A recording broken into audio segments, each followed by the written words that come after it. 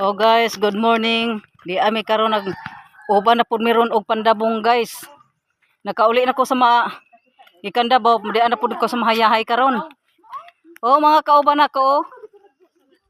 Sila Ate Lisa, si Ate sini ay si Daday. Oh. Odas ni ay wa tara mulingi. Oh Daday.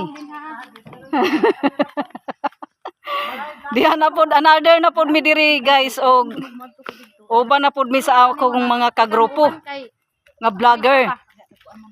Oh. Oh. Ang guys na ako na si Linlin magalo na di ara oh.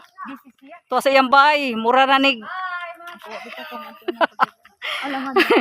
Dali na guys. Dali na. Mandabong ta. Hanggang trabaho.